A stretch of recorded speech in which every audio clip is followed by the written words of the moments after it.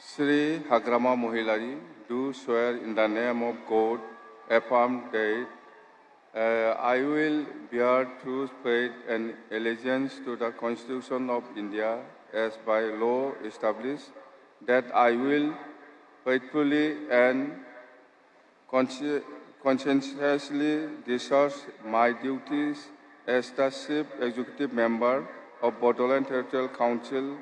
and that I will do right to all manner of people in accordance with the Constitution and the law,